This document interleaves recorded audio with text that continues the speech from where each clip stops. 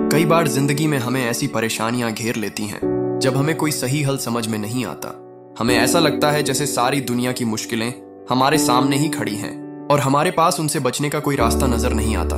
लेकिन हल अक्सर हमारी आंखों के सामने ही होता है, बस हमें उसे देखने का सही तरीका अपनाने की जरूरत होती है। इस कहानी में हम जानेंगे कि किस तरह सही सोच और सब्र से बड़ी मुश्किल का हल निकाला जा सकता है।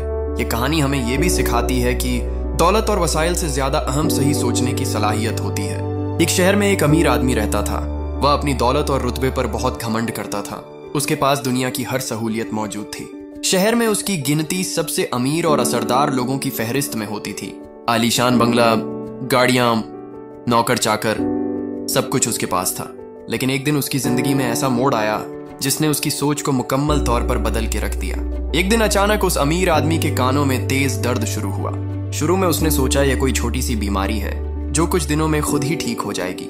लेकिन जैसे जैसे दिन गुजरते गए उसकी तकलीफें बढ़ती गई। अब उसे इतनी दर्द महसूस होती थी कि उसके लिए रात को सोना भी मुश्किल हो चुका था। उसने फौरन शहर के सबसे अच्छे डॉक्टर को बुलाया। डॉक्टर ने कानों का अच्छी तरह मुआयना किया और कुछ दवाइयां दी, लेकिन दवाओं से कोई फर्क न पड़ा।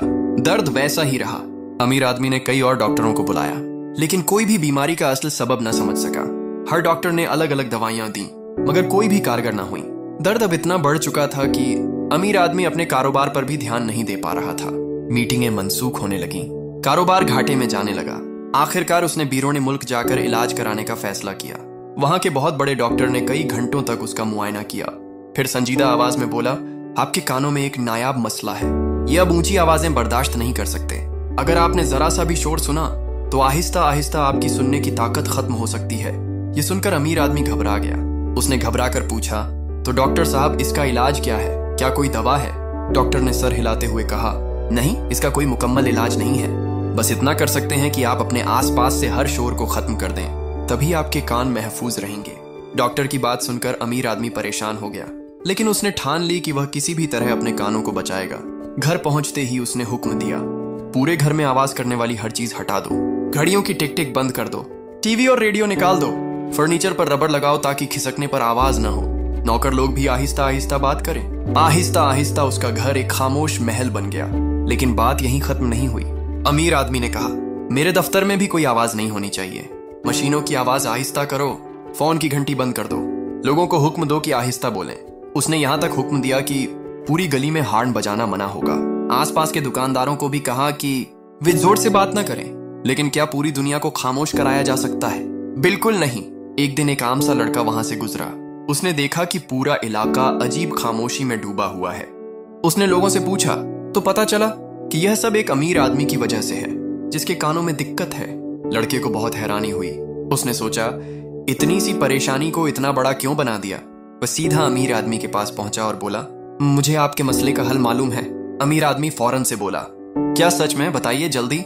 लड़का मुस्कुराया और बोला, आपको पूरी दुनिया को खामोश कराने की जरूरत नहीं है, बस अपने कानों में ईयर प्लग पहन लीजिए। आपके कान शोर से महफूज रहेंगे और बाकी लोग आम जिंदगी जी पाएंगे। अमीर आदमी हैरान रह गया।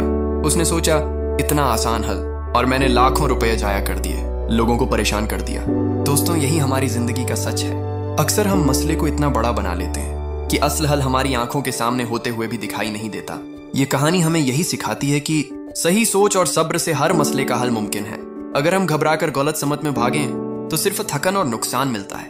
हल अक्सर बहुत साधारण होता है, बस हमें सही नजर से देखने की जरूरत है। दोस्तों, जब भी जिंदगी में कोई मुश्किल आए तो घबराइए मत, सुकून से सोचिए, ठहरिए और सब्र कीजिए। कभी कभी मसले का हल हमारे सामने ही होता है, बस हमें उसे सही नजर से देखना होता है। याद रखिए, हमारी सोचने की सलाहियत ही हमारी असल ताकत है।